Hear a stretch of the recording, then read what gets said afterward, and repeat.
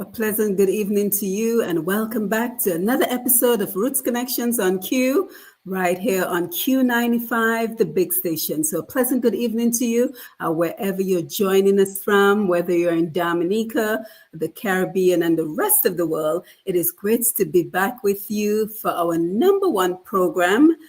Featuring the Changemakers, the number one program where we see the world is constantly changing. So we help to navigate those changes via this program. So a pleasant good evening to you again.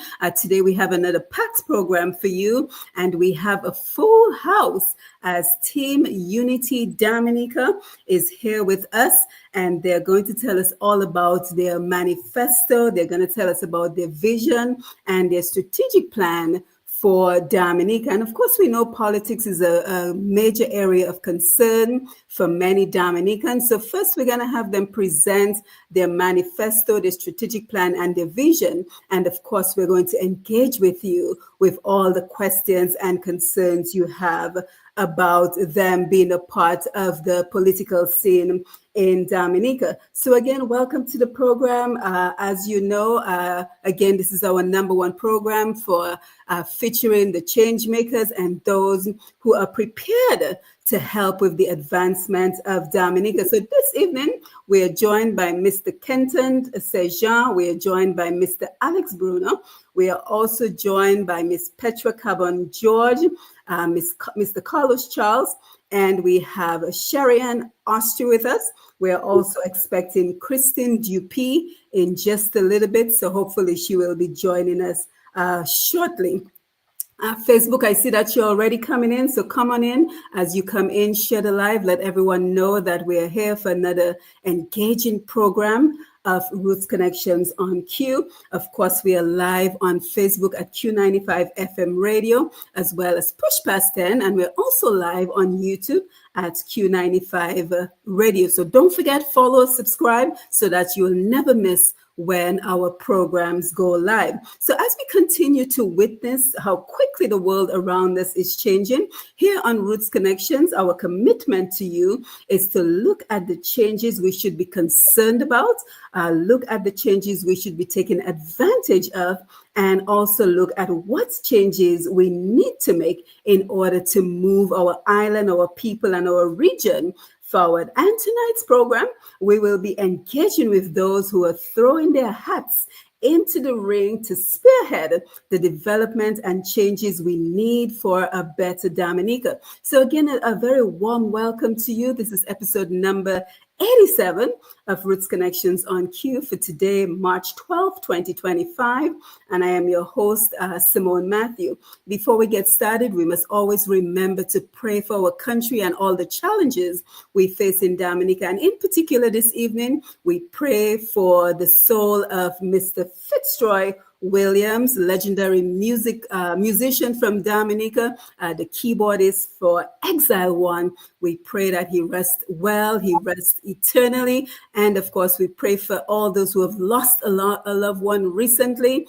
And we know that many of us are facing many challenges today, but we continue to remind ourselves to walk in the spirit of gratitude, because we know that gratitude is the great multiplier. So let's give a very warm Roots Connections welcome to our guests as they tell us a little bit about who they are, their role in TUD, Team Unity Dominica, as well as where in the world they are joining us. So we always begin with ladies first. So Petra, we'll go ahead and start with you, and then we'll come to you, Sherian.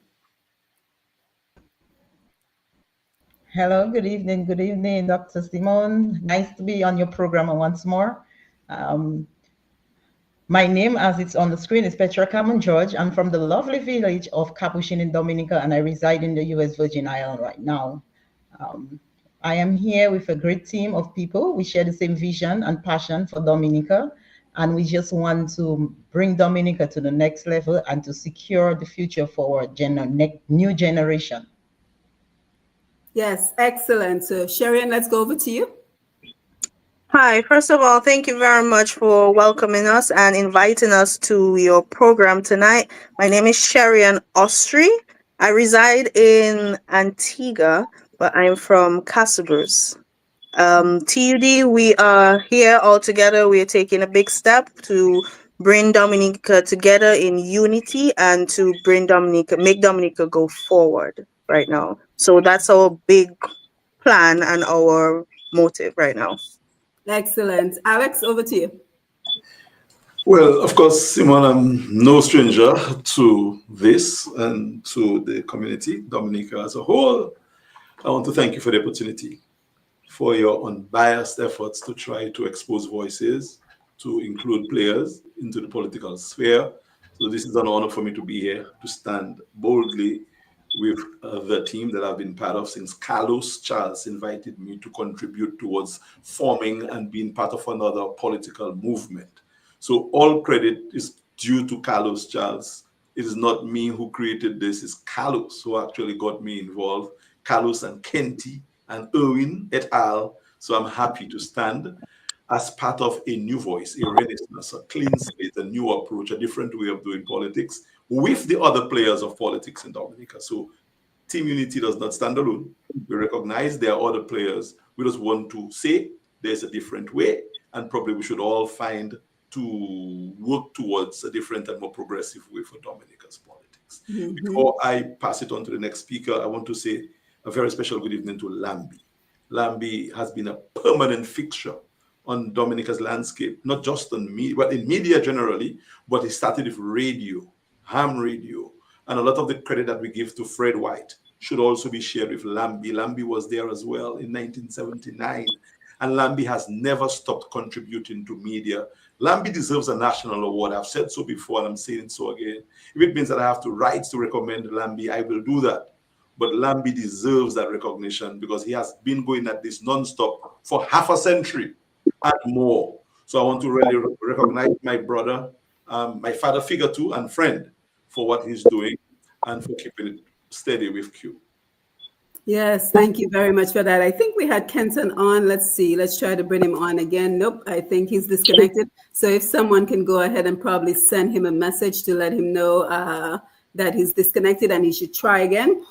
So he can join us again. So pleasant good evening, everyone. As Alex just mentioned, we always give a special thank you for Lambi for your commitment and for being on the console. Kenton, can you hear us so you can give your introduction?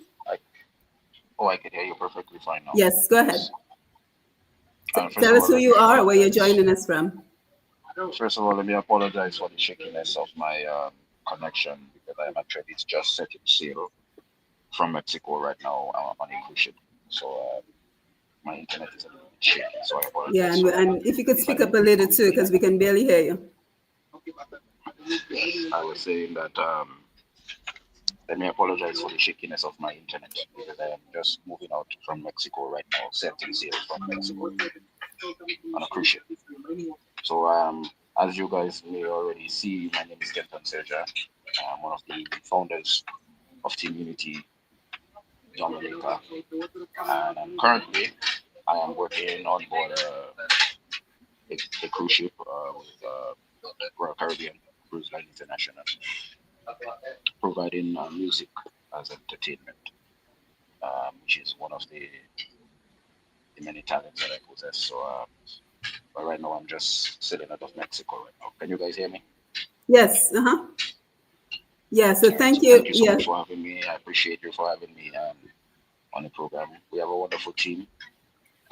Thank you for giving us that platform so that we can express. I appreciate that. Yeah, so guys, thank you for being here again. So again, if you're just joining us, this is Roots Connections, and we're here with Team Unity Dominica, and they're going to tell us all about their manifesto, their vision, as well as their strategic plan for the development of Dominica. And in a nutshell, it boils down to why should you vote for Team Unity Dominica, the work that they're doing. Kenty, I'm going to mute you because there's a lot of noise in your background. So the work that they're doing, and in a nutshell, why you should vote them into office. So Alex, let's start with you because you kind of mentioned it a little bit earlier. but it's very important to address the elephant in the room as we begin this conversation. And let me just say right here, this is going to be the first time that Team Unity, 5 to 6 members of Team Unity Dominica will be on the Q95 FM platform. So again, we want to thank you guys for taking time out of your busy schedules to ensure we can engage with you on this conversation. But Carlos, Alex, the very first time I announced the formation of Team Unity, the very first question someone responded back to me was, Alex, form a new political party, another one. So I just kind of want you to address that particular topic. You kind of mentioned it earlier before, but just kind of tell us about how you became involved and why your name automatically became associated to being the founder of TUD. You're muted. So I am hoping that there was no cynicism in the suggestion that Alex Bruno with a new party, and that was a plus, because it should be. It's an achievement for anybody to be involved in formation of a political party or movement. So I'm hoping that the person who commented saw it in a bright and progressive light. So I appreciate it. And I'm putting my hands up the way that I did not the first time around. I think the first time around, I was playing behind the scenes, trying to be politically correct, shying away from being exposed, and you saw what it delivered to us. So this time around, I have decided to stand with other team, identify as a player, not against any other team, but to augment what has been done in the politics of our country. Things change and new people emerge, and TUD is a new idea, a new effort to help salvage what is remaining of our country in terms of administrative leadership and to procure a future for our children. So when Carlos Charles, my brethren from a long time, called me and say, hey, Alex, I know how things are. I know you're just coming from a little situation, but we need your expertise. Dominica, need you help us to redefine and to put something together. I decided to help. Kenty was part of it as well, Kendra, Irwin. And I said, okay. So I give and lend my expertise to the process. And that's why I'm here. So it's not Alex doing something else. It is Alex contributing to not something that is new per se, but a different way of doing the politics. Because I'd been around the politics for a little while, and I felt that we had gotten stale in terms of our approach. And I think the approach has not improved much in terms of the major players who are on the scene. So TUD is just a democracy allowing new ideas to emerge. And I'm hoping that the person who suggested that understands that in a democracy you can have many parties. In fact, I encourage people to create parties, as many parties as they think you need to create. At the end of the day, Israel has how many parties? They have a coalition right now, and many other democracies have several parties. Why can Dominica have 6, 7, 8, 9, 10 parties? There's nothing to say that you should not have it. And that's why I decided to be part of a new idea, a new movement, just to add a new voice and to allow some new players to have a little say in the politics of our country. And I hope no one has issues with that, because you shouldn't. That's what a democracy allows. And I am very happy and proud that I am part of what TUD is doing, and we are open for business. Yeah, and we will talk about the implications of that in just a little bit. But Carlos, my apologies. I forgot to have you introduce yourself. So please go ahead and introduce yourself. And while you're at it, let's just start getting into the conversation in terms of why TUD was formed, so we can have you and I think Alex mentioned Kenton as well. So if the two of you can tell us how you came up, why it was important for the creation of Team Unity Dominica. But Carlos, my apologies. Go ahead and introduce yourself, please. Yeah, good evening, everybody. I'm Carlos Charles. Well, yes, no stranger to the Roots Connection program. Good evening, Dr. Simon. Thank you for inviting us. No problems in gracing your platform with Team Unity and present our ideas and vision for Dominica. First of all, let me say a special good evening to Dominicans, your listeners, both on Q95 radio and virtually as well. Listeners and viewers in Portsmouth, in Rosal, in Cottage, in Canefield, Marigot, Mahu, Castle Bruce, wherever you may be. Thank you for tuning in and welcome to another Roots Connection. And tonight we're here with Team Unity. Why Team Unity? But Dr. Simon, I want to get into that, but before I even go down that line, let me just pause for a second to just give a little consolation to the family of a recently lost brethren, that is Mr. Pat Henry, and the Henry family, and the other relatives in Maho, Jersey, and further afield who are reeling, and especially the whole biking and motorsports community who are still reeling from this loss. I just want them to know that I know Pat, and he would want us to pick up and move on. But sympathies with everybody. Yes, so back to the topic at hand. White immunity. Dr. Simon, I have never been a political person, and I don't consider myself to be a politician. I don't. But I am a young person, and I've seen what has been going on in Dominica during my existence on the island. And this is a place I want to live. Not that there are not opportunities like others to go further afield and do otherwise. But I love home, and I love I would like things to be better, and there are opportunities that we can create for things to be better. We have a political stalemate in Dominica for the past maybe 20 years and more. And I think that Alex was onto something good when he started the previous movement that he was involved in. I was looking on from afar, and Kenty can tell you, we, we saw what's going on, and that is why we wanted to be part of a movement. And I reached out to him, reached out to Alex and said, Alex, this is something you shouldn't give up. Dominica needs you. And Kenty can attest to that. Mm-hmm. Yeah, Kenty, you want to jump in? Yes, of course. Well, as Carlos said, I mean, people know me as a very outspoken individual. I don't shy away from saying when something is good and when it is not good. I don't just criticize, but I always like to come up with ideas, and I like to see myself as somebody that come up with solutions, not just to point out an issue, but to try to find a solution. And really, that is what TUD is. TUD is a solution to a existing issue that we see happening, in our country. Like Carlos say that I would like to be home. Like right now, I'm literally on the seas, sailing from Mexico, away from my family, and I would love nothing more than to be at home with my family, but I cannot because we have some, economic potholes, as so to speak. And we would love to change that. We would like to see people, instead of going away from home, coming home for opportunities. Um, and as I said in the beginning, I am one that like to be part of the solution and not the problem. So this is the reason for Team Unity. I'm not a politician, but I believe that if if I am in a if I am part of an organization, we should benefit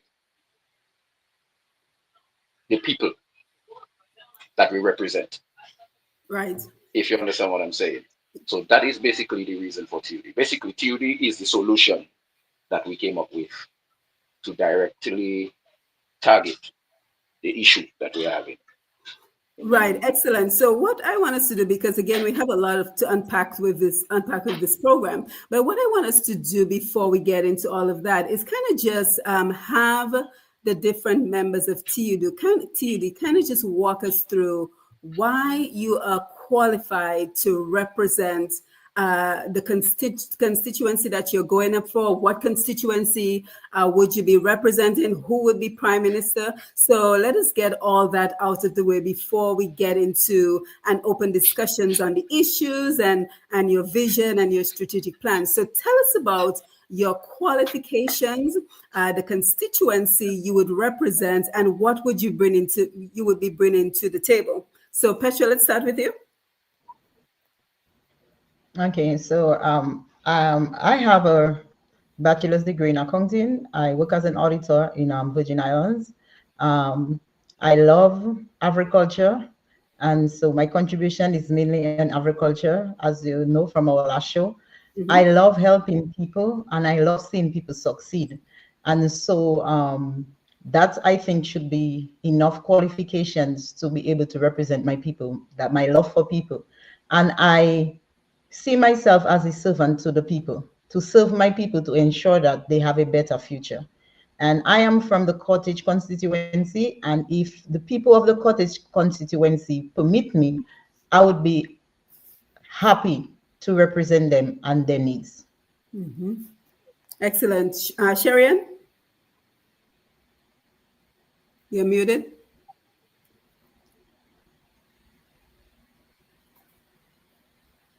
Let me try to unmute you. Can you unmute? Yeah, I just did it. All right, I'll be representing the Casper's constituency, and I am currently been in the tourism industry, well, the hospitality industry in Antigua for maybe around 13 years.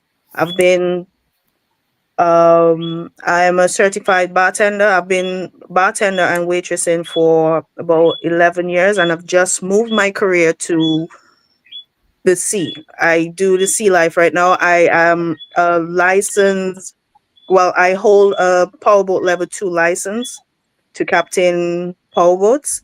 And I am currently working as, I'll say, a sailor right now on a catamaran. So I've been dealing with people. I love tourism.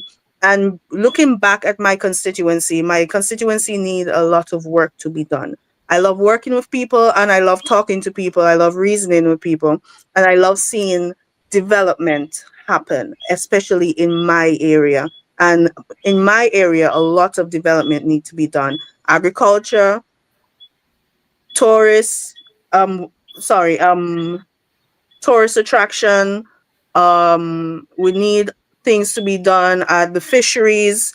All of those things are basic stuff that we need. And I think that customers need someone to represent them properly and to help them, to encourage them, and to work with them to help get things done. Because I've been seeing a lot of basic things that do not need any major investments that could be done that's not getting done. So I honestly believe that I can represent customers.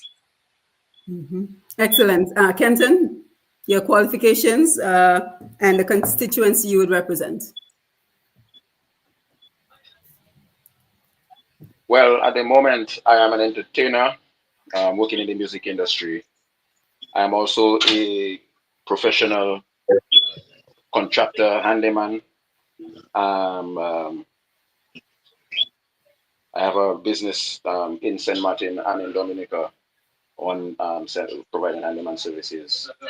Currently, well, I don't want to put the cat out of the bag, but I'm working on, expanding that business into other Caribbean islands as well. But at the moment, I am working as a musician in the entertainment industry. As people who may be listening, the listeners may know, I am from Portsmouth. But at the moment, I am just going to be in the background, supporting the whole group, giving my utmost support to the entire team, and wherever that is suited for me to be, then I will be and do the whatever it is that is needed for me to do as directed by the team at the moment. So that's where I stand on this. Yeah, thank you. Carlos, your qualifications and what constituency you would represent.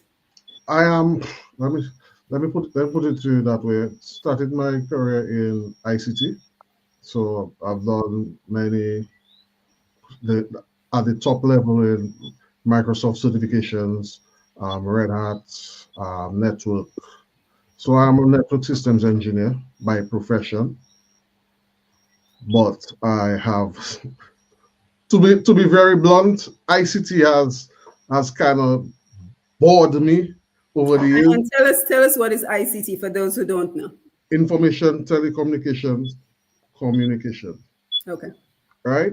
And and this propelled me into moving into other sectors. So I moved into the media space. I started a media business, and I've also done some work in the trucking industry as well.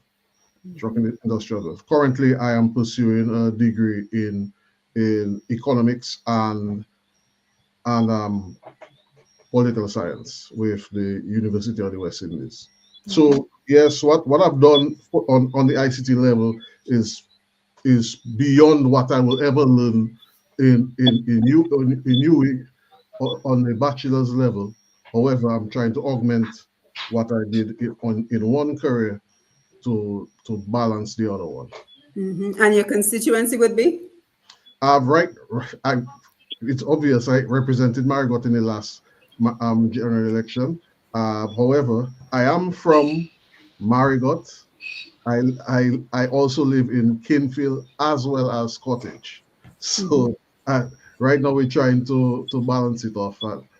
Obviously, my people in the Mao constituency have been after me to represent. I still do my works on the ground, so it'll be finalized when the election is clear. For now, I'm representing Dominica. I work all over Dominica. I interact with persons all over the island. Let me just say thank you to those who welcome me today. I feel, Dr. Simon, I feel like I'm at home in Dominica. It's not I can go into any home and feel at home in Dominica. Dominica is one of our people, are loving people, and we only want things to get better. Excellent. Alex. So, well, my qualification is very well established.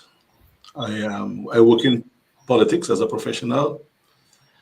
I'm from Calibishi in the Pebush constituency. I will not be contesting elections. I've said so publicly several times over. Some people don't believe it, but my team knows exactly how I feel about contesting. Not that I don't want to, but it's just not my desire. It's not something that I think I need to do. My work and my job is to assist this team and any other team of individuals who require professional services. I know there's a party thing, and sometimes parties don't cross-reference help, but I think where we are in Dominica today, we cannot do it alone as singular parties. I think there has to be some sort of coming of the minds, meeting of the minds. So I am there for that. I'm a resident member and co-founder, strategist, logistician with this team, and I will not trade that for anything else. But that does not mean I will not take a call from Dr. Fontaine or from my brother Lennox or whoever. Let's talk. Let's have a conversation about where we want to go, because we all want to go somewhere good, but we have different ideas how to get there. So that's my role, Simone, to assist, to guide. I'm an educator. I'm creating books, so I'm going to help to change the political thought process on the island through the youth. And I'm willing to engage anybody who's willing to engage with me. And that's where I am. But so as a candidate, no, as seeking for office, not necessarily. Do I think there are people who are better qualified than me to serve? Yes. And I will help anybody who has raised their hands and who think that my work can help them in some way, shape, or form, preferably as part of Team Unity Dominica, but on a broader basis, willing to help Dominica beyond the partisan lens. So if you want to serve the country and not the party before, fine, let's talk. If you want to serve your party and your party is not my party and you wish not to speak with me, I cannot force you to talk to me, but I'm open and willing to engage any and everyone as to the path forward. Knowing that I, Alex Bruno, has never had any major desire to be elected into office and still do not have that desire. But yes, I want to see things happen for Dominica, and I will do it with this team and any other group of individuals who share the ideals of this team. Yes, so thank you for sharing your qualifications with us, the members of Team Unity who are represented here.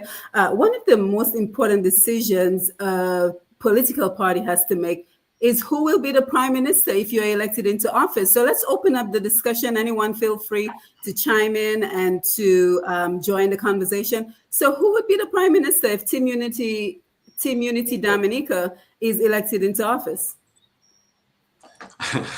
But I know the guys are going to speak about that, but let me speak to that.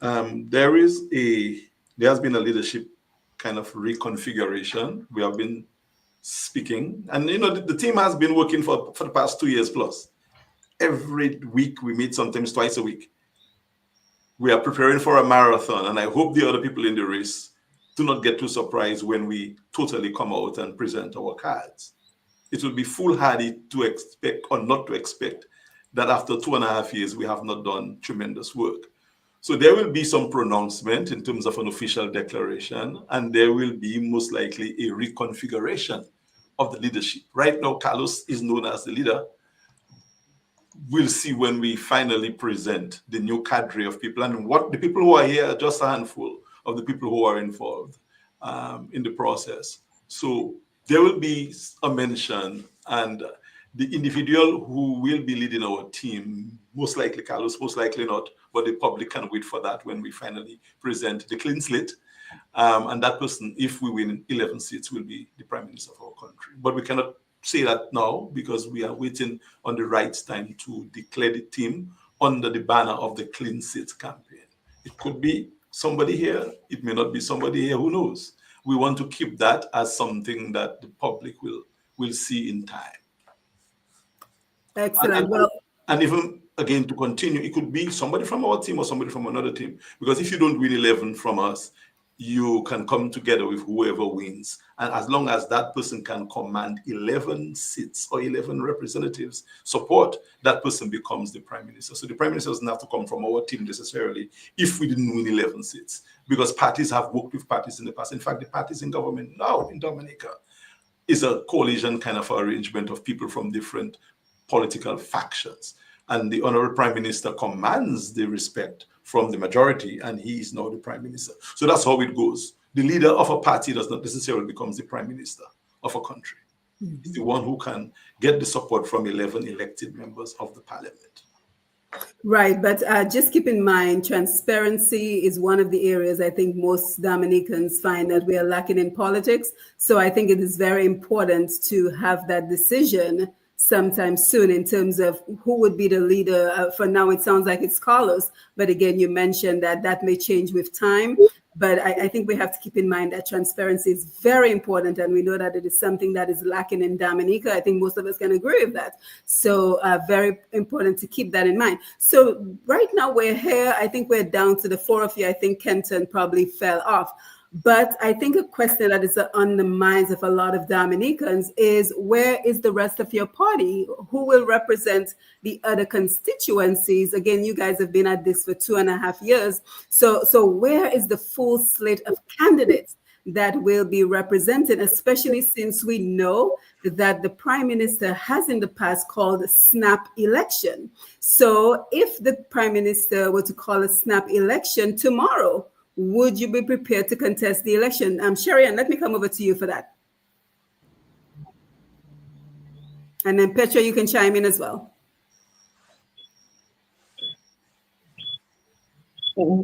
You said, will we, if he called a snap election, will we be ready? Yeah. I think we'll be ready. Yeah, we've been practicing, we've been training under Alex Bruno for 2.5 years. So I think we will be ready. As Alex said, we are open for sensible collaborations, and the current government right now is a collaboration back with two parties. So I think we are ready for a snap election if it happens right now. But do you have the candidates, Petra? We do have some candidates. As you know, in Dominica, some of the people cannot publicly give themselves because of what is happening. stereotype, and we know the condition in Dominica right now. But we do have other people who work with us, and we have another young lady that's supposed to be here tonight as well, but she has another function that's lapping over this one. So we have a few other people who are interested, but one of the main problem is getting them to bring themselves public. They still want to stay hidden, and they want to watch from the from behind the curtains. So yes, if the prime minister decides to call a snap elections, definitely we will be ready, and whoever that are willing to go public with us will be running on our Team Unity tickets. Alex, Carlos, anything else? Yeah, well, Doc, I mean, it's natural in politics that you don't expose your cards early. It's a contact sport. You have to take you. We don't come on your program not to declare who our 11, 12, 15, 21 candidates are. But we are working. We are working. We're not here for 2.5 years. I mean, I could be doing a lot more things as opposed to being involved in the political discourse of my country. But I'm still here. So it's obvious that something is going on. So we are persons who we are working with. Those, as you can see, some are here now, new faces, and others who have been pre-existing before, and others who will come when the time is right. Mm-hmm. Alex? Yeah, the same thing, I'll echo, because parties in opposition in small island democracies do not really have the luxury to have all the members present early o'clock for many reasons. So I'm not going to commit 21 candidates now, but we are speaking to quite a number of people.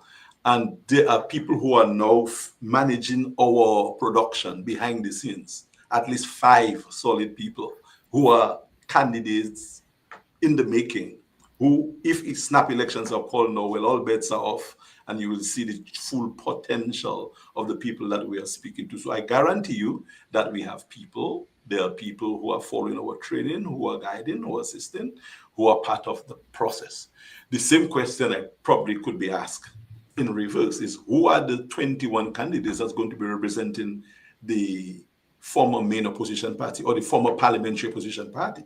Because the last I checked is mainly the leader I'm seeing doing his stuff and a couple of them.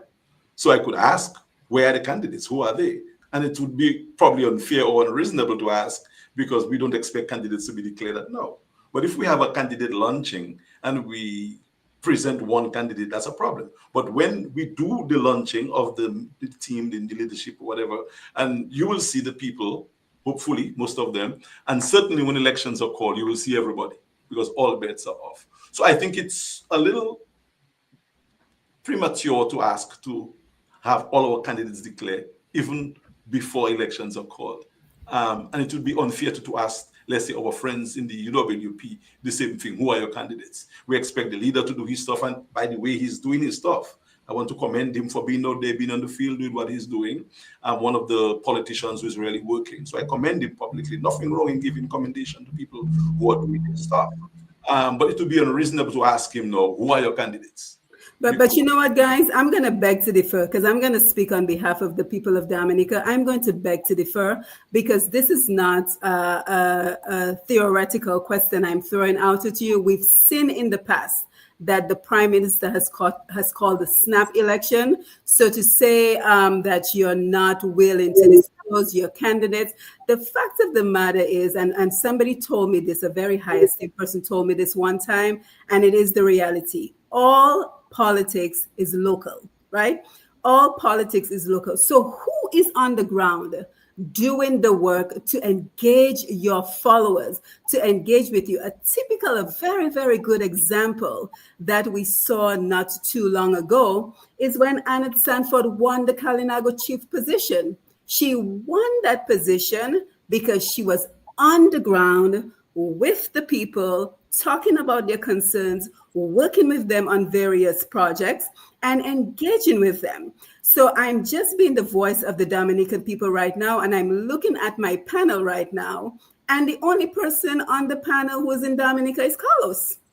Right? So the question in a lot of people's minds right now is, what are you doing on the ground to engage with Dominicans to receive the support that is necessary? I mean, do people in your various constituencies, do they know you? Do they see your work? Because that is how Annette was able to win so many votes, that the total number of votes she won by was greater than the total number of votes of all the other candidates, because of her physical presence on the ground doing the work. So unfortunately, to not be in Dominica, and again, I'm speaking as the people of Dominica, to not be in Dominica, not have that physical presence on the ground, it begs the questions: who are your representatives on the ground in the various areas doing the work, showing the presence of Team Unity Dominica to ensure that you can secure victory if an elections is called?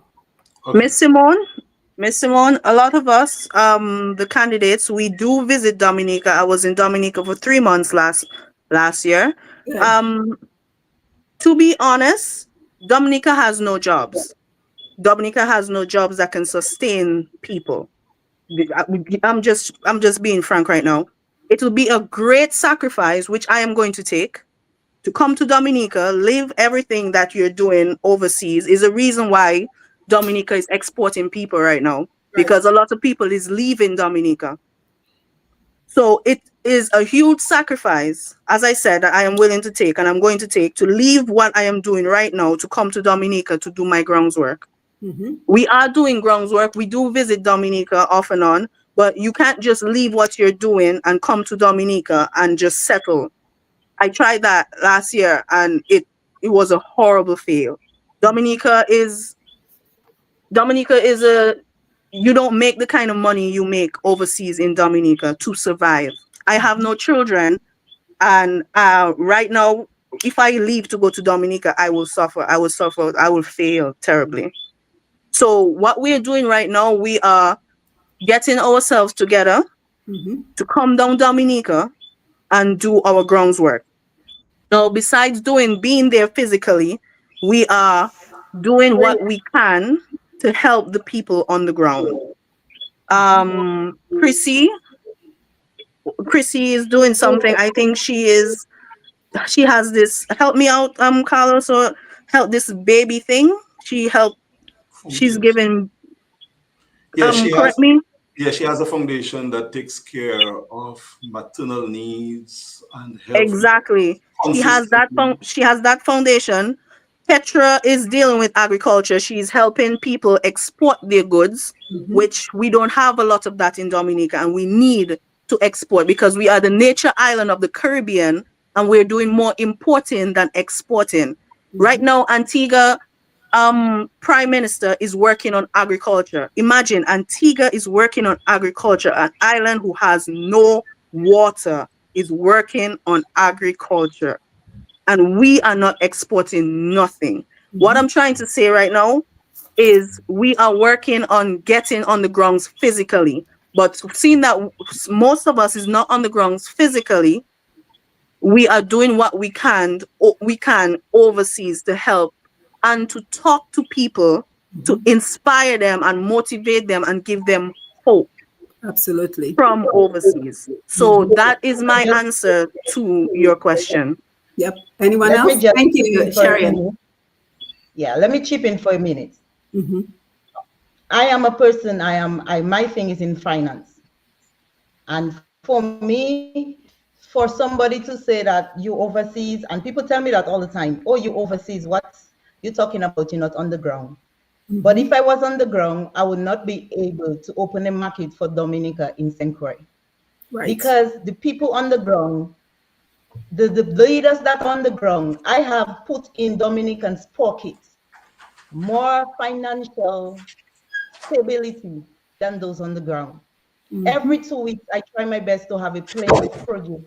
Farmers, $10,000 to $15,000 in Dominica in their pockets, because I came to St. Croix and I see the opportunity to help my people back home. I didn't have to.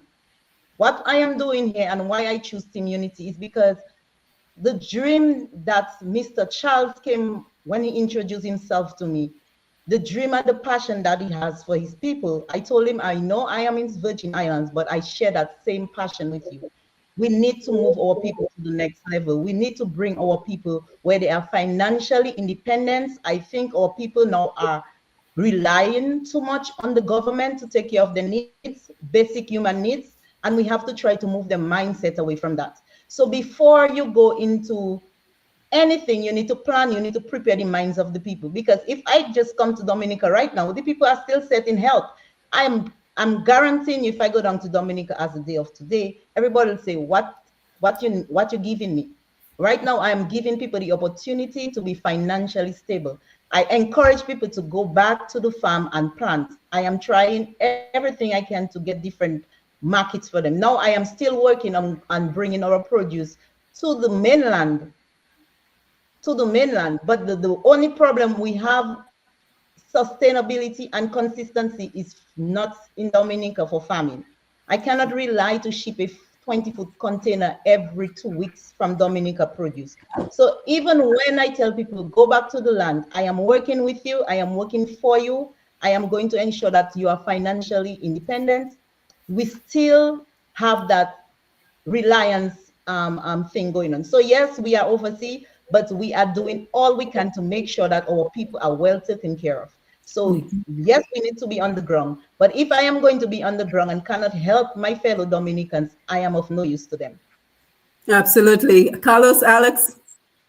Yeah, well, the members responded eloquently. And They the other did. thing that we need to remember is that we're a global village right now.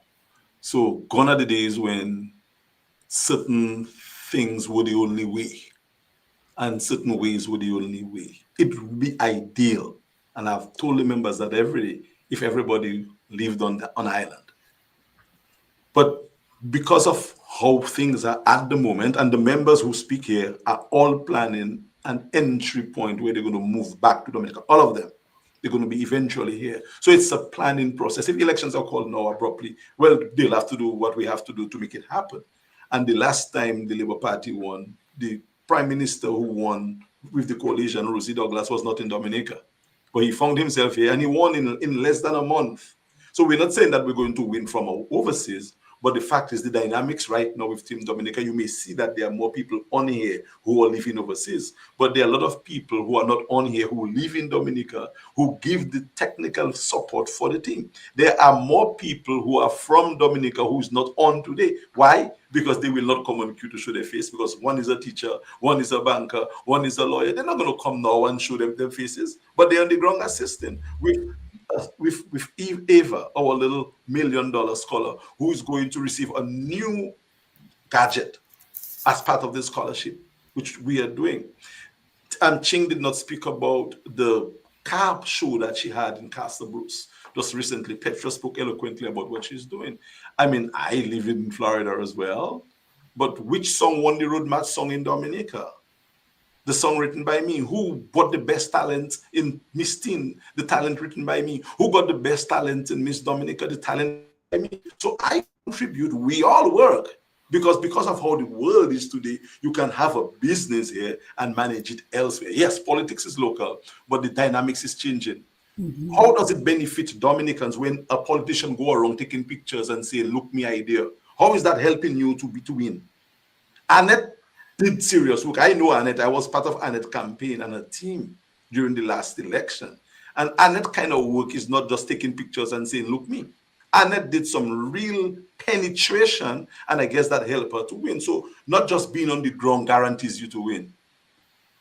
It's the way you engage with the people, how you impact their lives. And I'm telling you, Simone, we are impacting people. We are on the ground. We have done 3 or 4 surveys. And every time it is giving us information as to what people are saying. So I'm hoping that those people who are on the ground and I guess representing are doing the same thing and seeing what people are thinking of them. Because our survey does not suggest that the people care too much about any of the established parties right now, even if they're on the ground doing what it is that they're doing.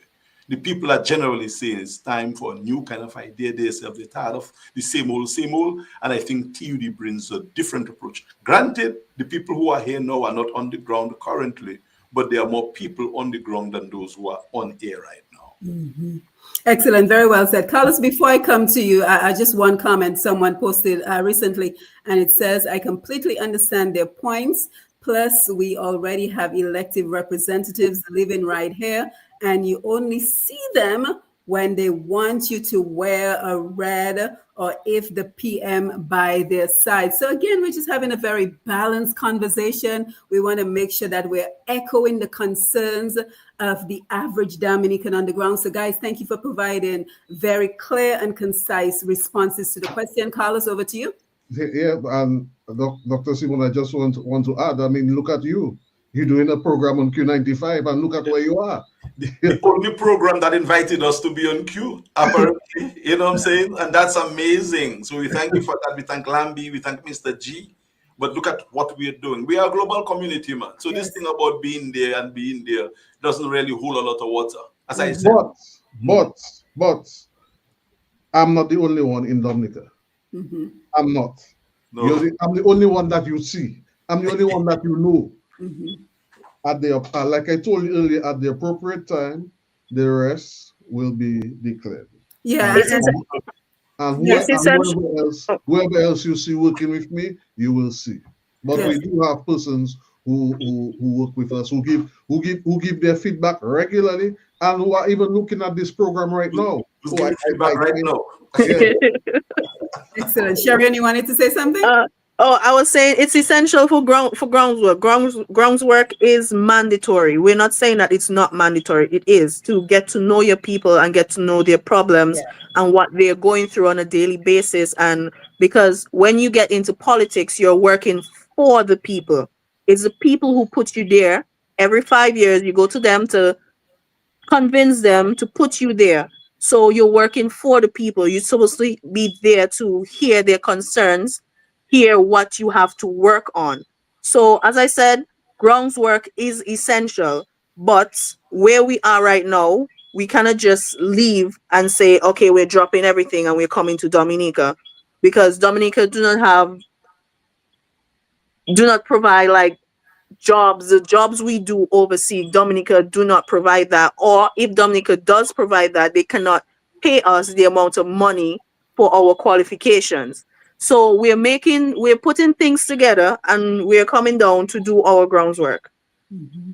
Excellent. Yeah. So guys, again, just echoing some of the sentiments that we know questions on the minds of Dominica. And one of the major ones I think you can all agree to is the fact that many Dominicans speak about there are too many political parties, and all that does is give an advantage to the incumbent government, because then we have the splitting of all the votes to this party and that party. And in the end, the advantage goes to the incumbent government. So I want us to address all the concerns we know are on the minds of Dominica. So what do you say to that particular concern, which holds some validity? So what is your response to those of us who say that there are too many political parties? There should be a coalition government of all the opposing parties to give a better advantage to unsitting the ruling Labour Party government. So anyone feel free to chime in.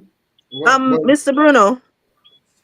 No, I think you guys are qualified to answer that question than I am. I don't want to be seen to be. So Carlos, go ahead.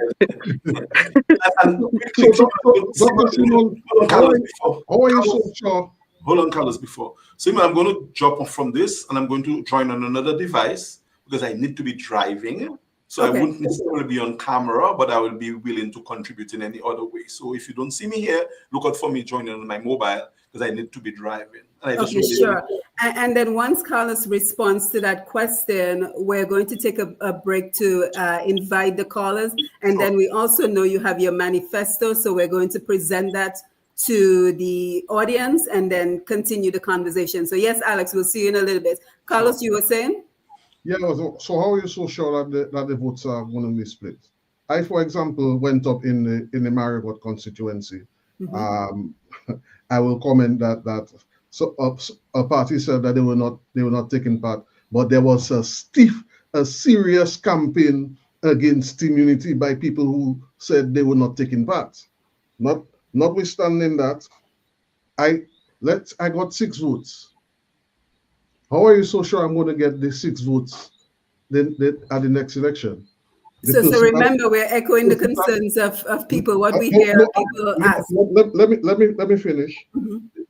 We are here. We're working. We're engaging the people. We're talking to the people. We're presenting our plans and our programs, and at the appropriate times, the people will see, and we are doing what persons have been asking for.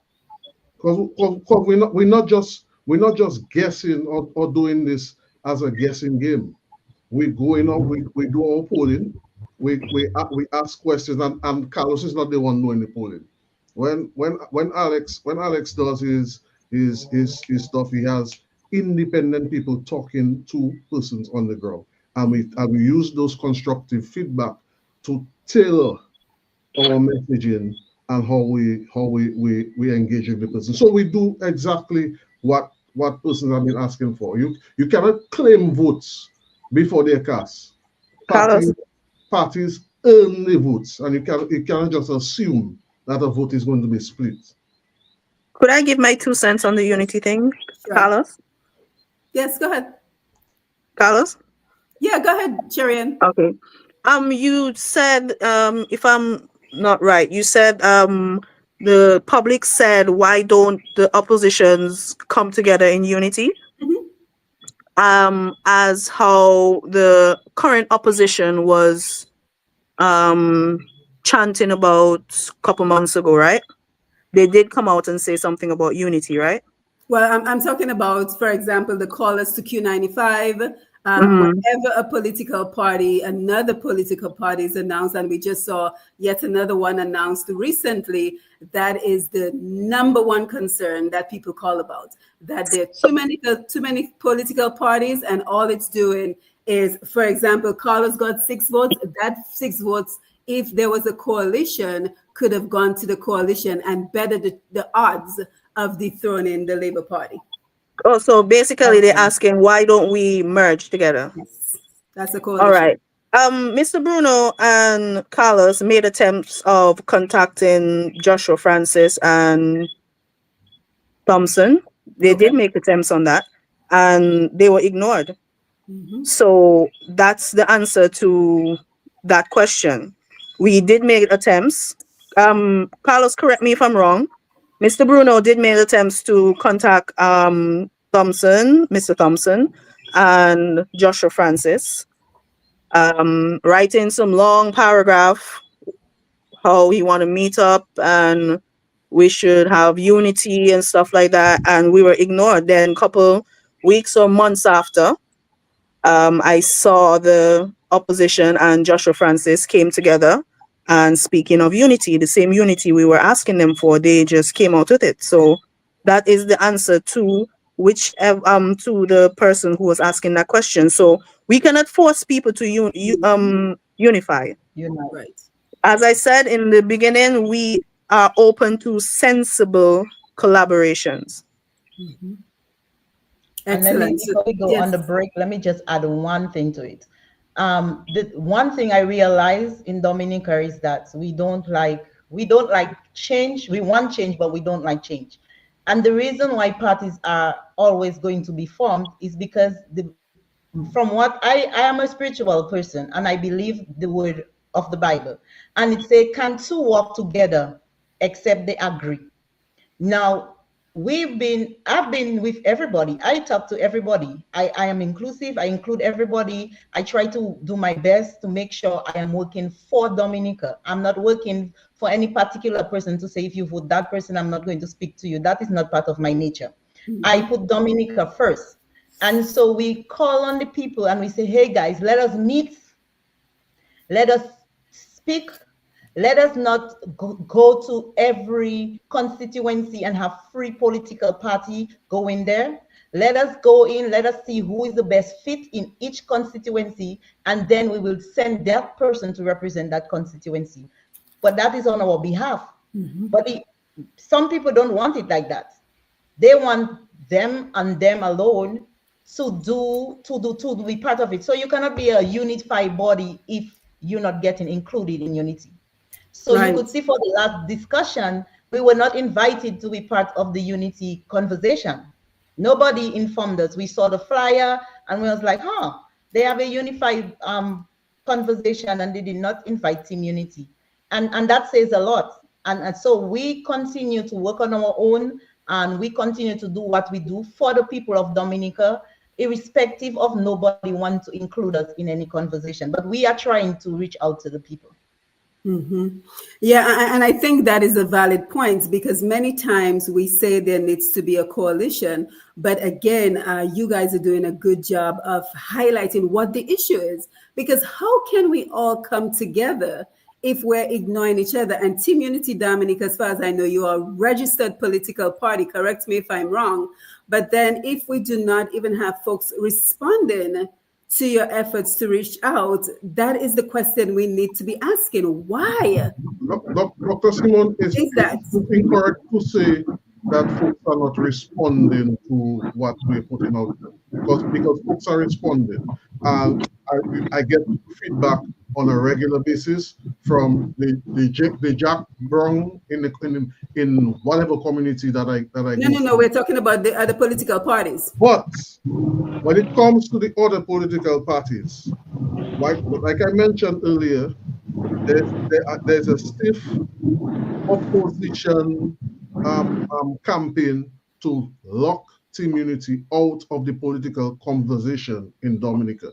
So certain persons have zero interest of having us participate. You will see there are a lot of programs that go on. There are a lot of activities that take place. I took part in a few of them on a national level. When political parties are invited, I am invited and I participate. I make a meaningful contribution. But when there are new calls for unity, because this is something that we started when we started this movement. This is something that we called for, and it was seen as something that was not interesting, but now it's sexy to talk about. It's sexy. Let's unite. But that unification is not for everybody. It's for one set. You know what I mean? My last conversation with one of the leaders of the political parties was June last year. They see me every time in Dominica. They see me regularly, and they will refuse to invite me when they have their unity meetings, when they have these conversations that we interested in Dominica. No, they're not interested in Dominica. They're interested in fixing their parties. They're fixing their parties, and then they'll worry about Dominica on the various opposition parties in Dominica. That is what I will say on that topic, right? And to even take it further. Well, let me just stop there. Yeah. Thank you, Carlos. And Alex, the question is why the resistance to unity? If we all say we're genuinely concerned about Dominica, we genuinely see the problems, and we have the solutions, why do we believe that the opposing political parties? Because from what I'm hearing, there's a lack of interest in the unity that we're all preaching, but then when it comes to the action of actually coming together, and again, we're hearing one side of your story, we're only hearing your side of the story. Maybe another political party might have another aspect of the story, and they're welcome to come on Roots Connections.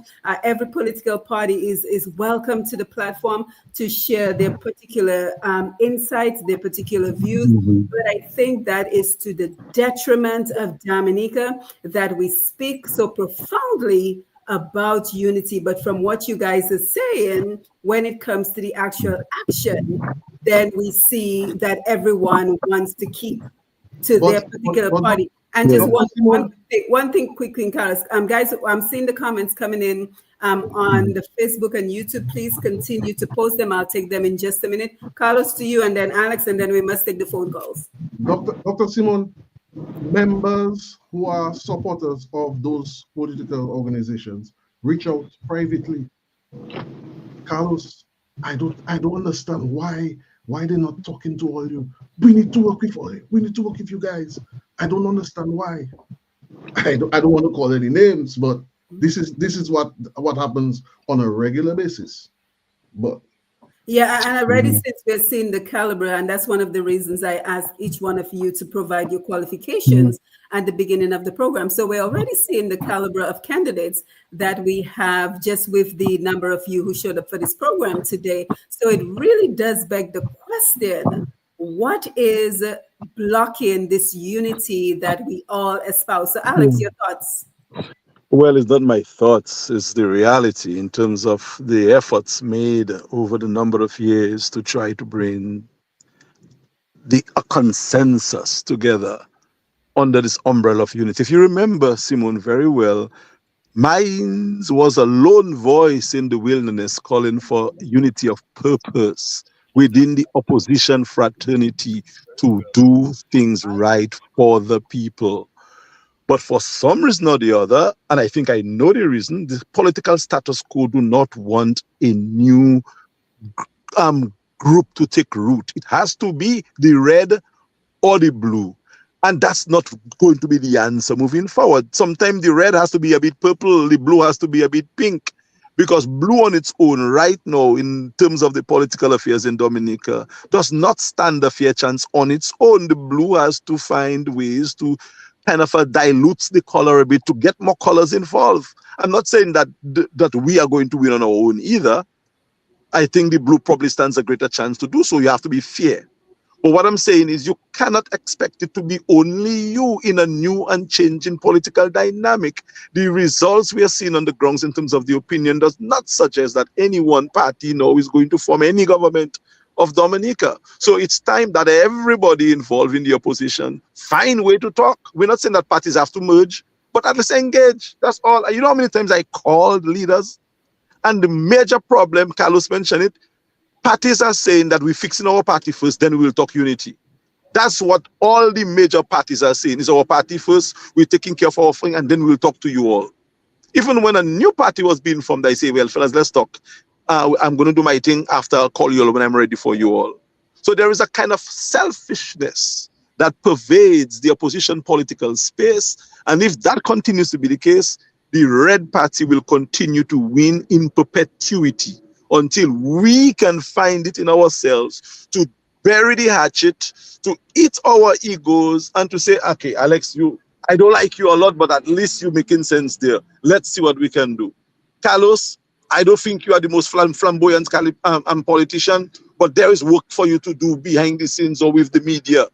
Petra, you seem to be a new kid on the block. I think there's a role for you. Until and unless the politicians who are now in the business do not recognize that new people are knocking at the door and embrace them, they will continue losing. Because the people are asking for exactly what TUD is talking about. And I do not know how else to say it. I don't want to really bring up unity again, because people might think it's Alex begging for power and for unity. I'm not begging for that. I know that Dominicans want something like that. But the people who are involved in the business before us must understand what Dominicans want, and they must go that route. So if anything is sure, is that we, Team Unity, have been reaching out, but there has not been any reciprocal response from the other established politicians in Dominica. And I do not know why. Yeah, and the good news here is that we know that just about all the opposing parties regulars on Q95. So my hope is that they listen to this program, they look at this program, they see the qualifications of the people who are here representing Team Unity Dominica, and they have a change of heart.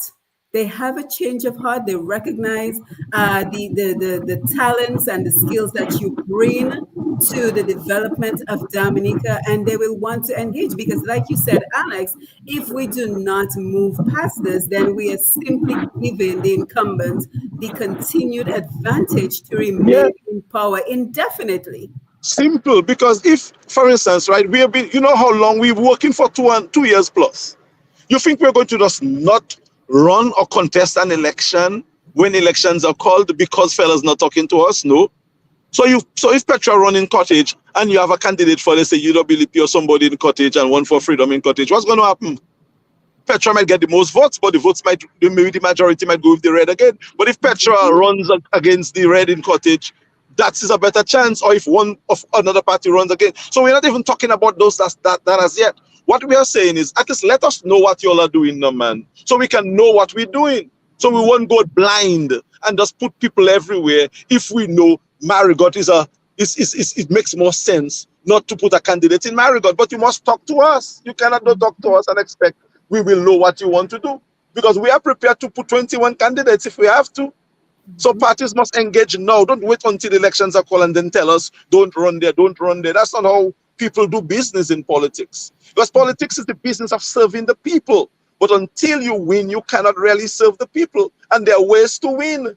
You cannot expect on last minute to come and say, oh, you young, don't run. When we were the only party which contested the last election.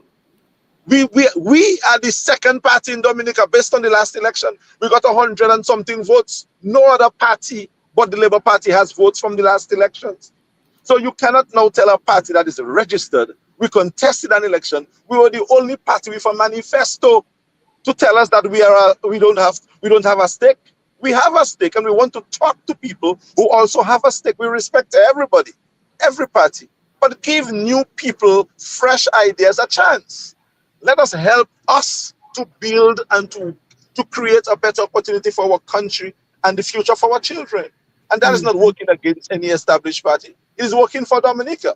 So I'm hoping, Simone, that once and for all people understand, and as Carlos said, we are not invited not because they don't think we're good, but if they don't want it to be said that they are working with new people. They want it to be them. So unity must be, all our members now must join one party.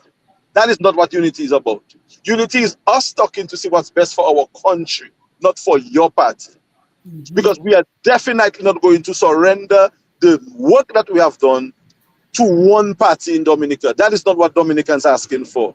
Dominicans are asking for the best people with the best ideas, the best minds to work together, not to join one party. In fact, the polls that we did suggest that that's not what the people want. But they certainly want a unity, but not to join one party to try to win one election. Yeah, and this is certainly an eye-opening conversation for me and for many of us who are tuned into this program this evening, because we hear a lot about the disunity and the importance of a coalition. But then when you dig deeper and you look at the efforts to create that unity, then we get a clearer picture. But guys, we must take a break. Make a note of any other points that you want to make. Carlos, get ready to present your manifesto, but we must go over to the studio and invite our callers on Facebook, YouTube. Thank you for the comments. I'm coming over to read them in just a minute. Lambi, over to you. You're listening or viewing Roots Connection in Q. The numbers to contact us are as follow: 449-3095, 449-3096, 449-3097, 616-4257. These are all local numbers, and the international number is 305-432-9624. Let me run this one more time. Local numbers: 449-3095, 449-3096, 449-3097, 616-4257. The international number or the overseas number: 305-432-9624. Back to you, Simon. Yes, thank you for that. And we have Hendrix, who's saying, you all are lovely Dominicans who happen to be born in the Garden of Eden. When we say there are no jobs in Dominica, foreigners are making hundreds of millions.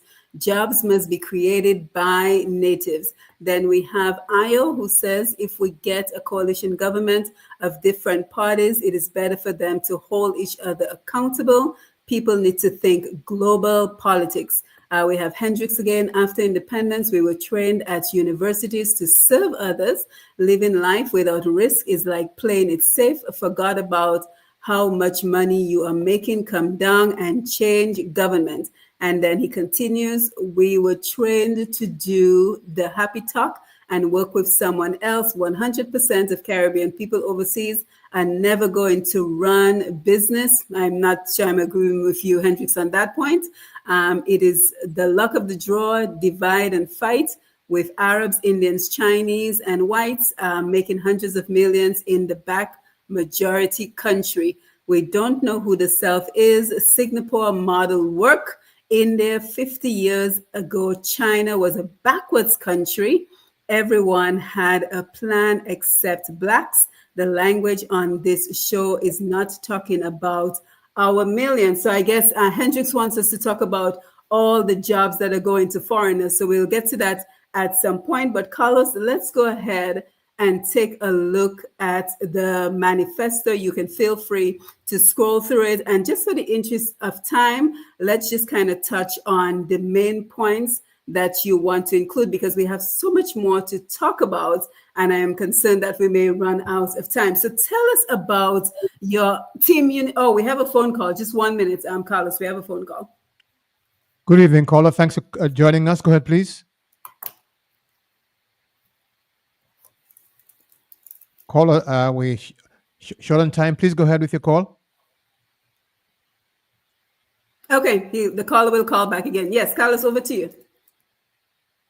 Right. So, Simon, Doc, this is our manifesto we presented in the last general election. The only party with a plan for Dominica, and the leader of our country smiles when I say that in a public forum together with them, because he knows that the other parties had no plan for Dominica. And they made mention of our money. We presented it to the government, and we welcome them to use some of the ideas which we presented. But our idea for changing Dominica right now is going back to the soil. This is why I was drawn towards Ms. Petra Carbon-George, because she has a passion for agriculture, and I believe working with her and along the lines that Team Unity was already going through, we think that we can work together to make Dominica have meaningful change. Green is the future, not just in agriculture, but in other sectors of life. But we want to focus mainly on the agricultural side of things. Of course, the reasons why we contested the last general election, all of this are here. And for those who are viewing and listening, we will not have time to go through the entire manifesto, but it is available online. We have it available on our Facebook page, and there's a link available for you to look at it at length when you get the time to do so. And then at the end, you can always provide us with an email address, so that anyone who's listening and who's not on Facebook, if they would like a copy, you can provide them with a copy, because we have to keep in mind that there's some folks who are listening and not on signed up for Facebook. So yes, continue, Carlos. Yes. So we presented our vision for streamlining the government of Dominica, and we said that our government will consist of 11 ministries, and they're all listed here. We have zero interest in having 21 ministries. Yeah, list them out, because that's important. List them out. Yes. So we talk about the Ministry of Youth Participation, Housing, the Economy, Health, Wellness, Culture, and Agriculture. The second one, the Ministry of Indigenous Citizens, Gerontology, Diaspora Dominicans, New Citizens, Industry, Commerce, Innovativeness, and Indigenous Creations. So yes, we want to dedicate a ministry for our indigenous peoples and focus on their creations, as well as many other things which are listed there, and our older persons.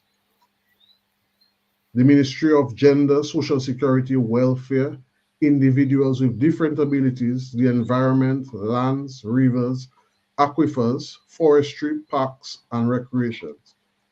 The fourth one was the Ministry of Legal Affairs, Planning, and Infrastructural Construction, Architectural Preservations, the Constitution and Rights. The fifth one was Ministry of Human Development, Ports and Maritime Affairs, Aviation, Disaster Management, aeronautics, and intelligent life. The Ministry of Education, that's the sixth one, Creole and other languages, music, sports, heritage, folklore and traditions, religion and spirituality. And as we on that one, the Creole, we're losing our Creole language, and this ministry would tend to bring that back. That was the vision, and of course, move to the place where we would have Creole being accepted in our House of Assembly. Mm-hmm. The Ministry of Finance, Employment, Private Sector, Wealth Creation and Investment. The Ministry of Trade, Tourism, Industry and Commerce, Governance, Public Workers, Unions and Social Justice. The ninth one would be Ministry of Public Works, Urban and Rural Development, New Families and Community Empowerment. The 10th one will be Ministry of Heroes, Pioneers and Seniors, Citizens at Risk, Regional and International Relations. The 11th one was the Ministry of Broadcasting, Technologies, Communications, National Defense, National Spirit, Treaties, Foreign Policy, Protocol, and Diplomacy. Well, this was what we presented to Dominica in back when we presented our manifesto in 2023. Mm-hmm. Of course, the state of play may have changed a little bit, but the needs for Dominica remains the same. Mm-hmm. Of course, Yes, at the appointed time, we will present a manifesto for the times that that will be contesting the election for. Mm-hmm. And update the needs as needed by Dominica at the time. Mm-hmm. Yeah, you can go to the next slide. We'll have a general discussion once you're done. Okay, and in this one, this is what we consider the series urgent national economy transformation agenda. Where we Carlos, I'm not sure if you're a little low on your end, but you're very low on my end. Yeah, try to speak up a little bit, Carlos. yes, in this slide where we talk about the pledging of $3 billion to agriculture to kickstart the new economy, repair roads, etc., building of 3,000 new family units in 5 years, 1,000 youth national guards, youth farming professionals in the youth in various sectors, and so on and so forth. Doc, we can go through this in length as we go along, but I don't want to spend too much time on that. Yeah, and again, if anyone would like a copy, we will provide your email address so they can request one. Yes, Mm-hmm. and in the other one, the next slide where we talk about the various foundations that we want to establish, we establishing the various ideals with the Diaspora Food Bank, the National Hall of Fame Initiative, the National Federal Reserve Unit with the NBD, in a National Heroes Conference, a National Land Use Policy, a National Organic Produce Project, and so on and so forth. National Sports and Social Clubs Act, and it goes on and goes on and goes on. Mm-hmm.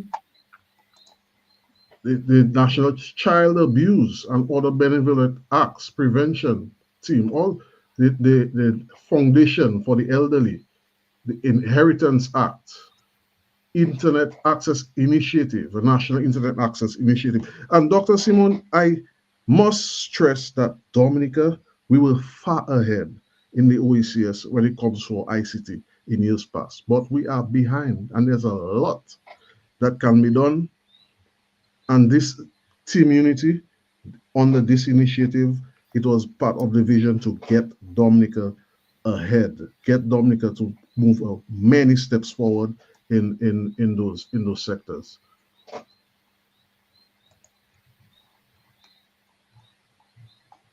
Of course, we have as well the National Refuge for Abused People, a substance abuse rehabilitation center, a shrine for unsolved disappearances, a national renewal plan, a national broadcast communication commission. One of our three priorities for office is to provide incentives for corporations to hire new employees in exchange for tax and other concessions necessary for the expansion of their businesses. These are all our focus. Create jobs for our Dominicans, our national economic transformation agenda. We see that as the way to reconstruct government ministries, streamline the government, and stop the wasteful spending and focus the energies on moving Dominica forward. Mm-hmm. Yeah, so kind of just to wrap it up a little bit, Carlos, I'm very happy to see that your major focus at the beginning of all of this was the youth. So in terms of your ministries, I noticed not just the youth. Mm-hmm. It just be the youth and agriculture. Right. So that is exactly we have to make those things be welcomed by our young people. I'm still a young person. Mm-hmm. I was never interested in agriculture, I will confess, growing up. But I see the error of my ways back then. And I've already started on my own, doing my own agricultural business. I've started selling produce. Mm-hmm. I've done it. And I continue to engage persons in various sectors or various parts of the agricultural sector. I'm working with Petra. As a matter of fact, I have a lot of plants in the soil waiting to ship to her as soon as they're ready. Yeah, and let me chime in very quickly because, we talk about agriculture a lot, but we actually have some very good news to share when we speak of agriculture, because just recently we had Petra as well as Mr. Banis on our previous Roots Connections program, and they had never met each other before. And we're very happy to announce that now they have formed a partnership. So this is what we talk about when we talk about building capacity. We talk about collaboration. You know, Roots Connections has been here on Q95 for about 4 years now. And in those 87 programs that we've done, I have collected quite a database of Dominicans in various expertise and Dominicans in various fields that are ready and are prepared to make a contribution to Dominica. And it is great to see that come into fruition when we see how Petra and Mr. Banis have connected to collaborate to take Dominican produce and products beyond Dominica. And the news continues to get better because Mr. Banis called me, and I know he's listening, so good evening to you, Mr. Banis. Thank you so much for all your dedication to Dominica. He called me and he told me about the good news. And then he mentioned to me that he was trying to get in touch with Lester, what's his name? Lester Barron, Dominica, what is the name? Livestock Cooperative. Livestock. And I put them into contact, and now yet another collaboration, another partnership is going to be launched out of that. So this is what I've been talking about. This has been the vision of Roots Connections from the beginning, to put the puzzle pieces together. Someone on the Facebook Live mentioned the importance of collaboration, the importance of those who have the skills and the talents to do the work. So despite our challenges, despite the lack of policy, we know that many of us feel that the government is not interested in truly investing in agriculture, livestock, and other industries in Dominica. So besides those challenges, we are still finding ways to make that happen. And you know, Petra, he told me another bit of information, but I'm not going to reveal it just yet. But we know that you guys have some of the big plans in the work for moving agriculture ahead. So we have to continue to invest in what we know has been the blessings to Dominica, that fertile land, that soil, the abundance of water, and we're going to do it on our own. So I'm very proud of the work that we're doing here on Roots Connections to not only talk the talk, but to walk the walk and to bring people together. So Petra, I'm not sure if you want to chime in on the importance of that partnership that was recently established. Yes, it's very good. Like, because one of the things we established is breadfruit chips, which is a value added product, and we're going to introduce it in St. Croix. So based on the feedback from the customers, then we will be able to introduce it to other supermarkets, and so to build, he could produce more, because now he'd have that external market. So it's good that we collaborate with each other, and because collaboration is what brings success. And I tell people that all the time. I have a passion for agriculture, because I know that if we eat right and we eat the right food, then all the health issues that we have, main health issues that we have, can be rectified by eating the right food, or eating food that's grown on our own, from our own soil. It just hurts my heart when I see that our imports for vegetables are so high in Dominica, when we have so much land and water and sunshine.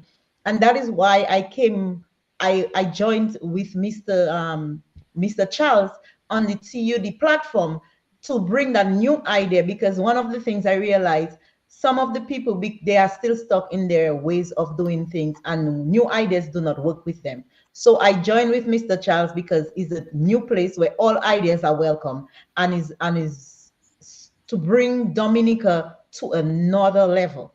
And so that is why I'm with TUD, and that is why I'm happy for Root Connection, because if it wasn't for Root Connection, I would not have met Mr. Banis or be introduced to him, and then we'd not have that great collaboration going in. And he also works with other farmers, so it makes life easier for me as well. So yeah. Yeah. And again, we always talk about the importance of playing the role. Each of us have a role to play. If we play that role and we put the pieces together, we can accomplish tremendous success for Dominica. But guys, we have limited time, so let's keep the conversation going. Jobs. That is another very big concern to many Dominicans. We see a lot of jobs going to foreigners in Dominica. We see that a lot of our young people are struggling to make, well, young people and everyone is struggling to make a livable wage in Dominica. So speak to us about, first of all, the relationship that you would have with the Chinese government if you were to become the next government of Dominica. What would that relationship be? And anyone feel free to chime in. What would that relationship be? Would you keep the CBI program? And we also have to make sure that we touch on electoral reform before we wind down this evening. So guys, feel free to chime in about what your relationship would be with the Chinese government and job creation for Dominicans. Alex, I think you want to jump in, right? Yeah, I mean, I can always jump in whenever the members desire. And then Sherry, we're coming to you. Is their program. But in terms of the relationship with China, we recognize China as a major global player, as one of the movers and shakers of geopolitics. And we will review the arrangement that our country now has with the People's Republic of China.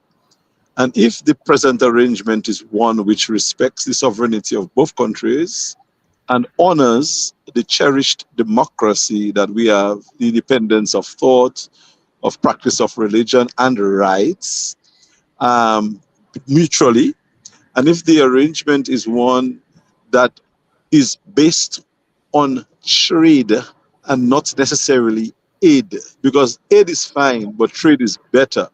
If the Chinese are willing to open up their markets to our products, our music, our culture, our agro-processed goods, our nature island produce high-grade cannabis and everything that comes from Dominica, we would be very happy to continue friendly relations with the People's Republic of China and the Communist Party of China. But again, after review of what is in place, and we see that it works with our own modus operandi and what is in the best interest of our people and not a party or a group of politicians, we'll be happy. In fact, we'll embrace China. We have no issues with that. In fact, there's a white paper out that talks to our China policy. Guys, you can share that with Dr. Matthew so she can have a read of it. We'll not yet publish it because it's not yet formalized, but there is a written document in terms of the party's policy on China. We have a policy on Russia. We have one on America, again, based on mutual respect for the observation of the sovereign authority of our country and our way of doing things. But China, we felt we had to create a policy on them first, and that is ready for review. And guys, you should share it with Dr. Matthew, because she certainly is somebody who understands diplomatic jargon, and she may have an idea or two in terms of the formulation of our policy on China. But to put it very simply, Dr. Matthew, is that if when we review the China policy with Dominica, it is in line with what is in the best interest of our people, we will certainly 100% embrace it. In terms of the CBI, the passport initiative will not go away. It should not go away. Why should we get rid of our initiative when America is now even presenting a gold card for citizenship? So I think it's a good program, but the transparency that is lacking in this one will be a major feature in our reconfigured economic citizenship initiative. We will have a component of the initiative that is targeted to Dominicans. Not anybody who is not Dominicans, to Dominicans who are living overseas, Dominicans like Gabriel, Christians, and others who want to come back to reinvest, to re-entry. We will give them the same incentives or more that the foreigners are getting to reinvest in Dominica. So there will be a component targeted at locals who are willing to come back. And we will bring back a lot of locals into Dominica by giving them the incentive under the CBI program to return home. So you see, Ching talks about coming back to work. The program would be catered to her. So she has guaranteed form of raising revenues to reinvest in Dominica. And $3 billion of the of the proceeds of our economic citizenship will be pumped into agriculture to kickstart the economy. So the monies that's being spent from the CBI now in certain sectors will be redirected to agriculture, processing, education, health. Mainly, not just building hospitals or building health centers, but retrofitting those with stuff that can prevent Dominicans from going overseas for the major surgeries that they have to do. So yes, we will keep the CBI, but it will be transparent. It will not be catered only to a group of people. Their major component will be targeted at bringing Dominicans and Caribbean citizens to our country, and we will redirect the emphasis on the program to create revenues to restart our economy, mainly in agriculture. I think we have earmarked $3 billion that will be going to agriculture to restart the industry. Yes, very well said, Alex. Shireen, let me come to you very quickly, because the other thing that I always discuss on our program, and it is the truth, one of the greatest obstacle, I'm just going to say the greatest obstacle that we face in Dominica, if a new political party was to take the seat of government, is that dependency syndrome that we see is plaguing Dominica. Because so many of our brothers and sisters have lost that work ethic that we all claim as the reason that many of us in Dominica and many of us who left Dominica were successful. We may have grown up disadvantaged, but it was all instilled in us, that the importance of a work ethic. And we have seen that depleted in Dominica because we see a lot of Dominicans relying on the government for handouts. And that, in my mind, is the greatest challenge to the success of Dominica. So what would TUD be able to do to reverse that dependency syndrome so that Dominicans become more empowered and go back to that work ethic that was the main reason for the success of many Dominicans in Dominica and overseas? So what are your thoughts on that, Sherian? People are only dependent when you're not providing any jobs for them. So, as Mr. Bruno said, we are planning on using the CBI money, or the CBI program, should I say, to provide jobs. To provide jobs in the agricultural sector. We are also planning on investing in sports, tourism, because actually we're planning on merging sports and tourism, also agriculture, because sports is not just running or basketball, or we also, which I play a huge role in Dominica, which is called auto sports, because I do one of the biggest auto sports meet, which involves cars, bikes, buses, all types of vehicles. It's called Crew Me Crew. I do actually the only what y'all may call car show in Casabers. That's how people know me, girl that does the car show. So what we're planning on doing mainly is providing jobs for people so they would not be dependent on us, providing opportunities, providing things, because we also discuss amongst the TUD members to put in place factories, have like stop importing goods, because we import a lot of stuff. We import a lot of stuff to the point that we import water. Dominica imports 9 different types of water, and to me that doesn't make any sense. So what I'm trying to say is mostly we are putting out there to provide jobs for the people, especially the young people of Dominica. Yes. Oh, thank you for that. You stopped abruptly. I thought you had another thought coming. But guys, Oh no. electoral reform, we have to touch on electoral reform. So we know that March 19th is the first reading in Parliament of the proposed electoral reform. Are you satisfied with the proposed reform? What would you have liked to see? Are you invited to the meetings discussing electoral reform? Will you be at the protest? So let's just spend some time, because we know that that is a major bone of contention in Dominica right now, the need for electoral reform. So your thoughts on that? Petra, let's start with you, and then we'll go around the table. Yeah, well, I think electoral reform is very important. But I also have some issue with the presentation that was given to Dominica. I think it does not address some of the issues that the people are speaking about. It does not clarify some of the points that the people think that should be in the electoral reform. And so like one of them doing the clean list, there is no need to use an existing list if you're going to do a reform. From my own opinion, I think it would be better to start a clean slate and let the people reapply instead of using, because that's the issue we having. People who are on the list who are not eligible to vote. And to just use the same list does not mean they will be eliminated. So from starting from scratch would be a better alternative for it. So that is one of the things. Another thing is that is the funds used for election. There should be something specifically to address that, and the amounts used given to each political party that's taking part in it.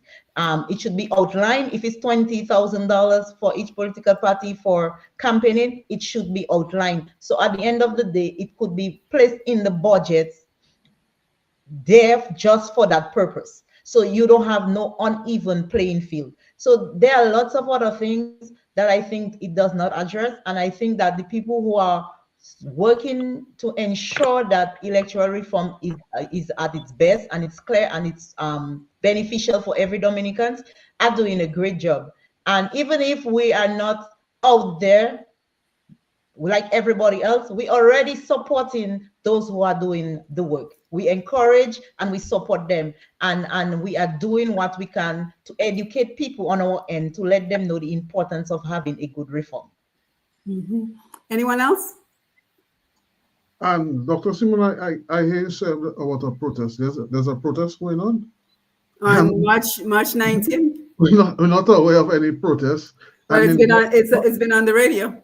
But we expect there to be a reading of the proposed electoral reform bill, and it will happen as planned.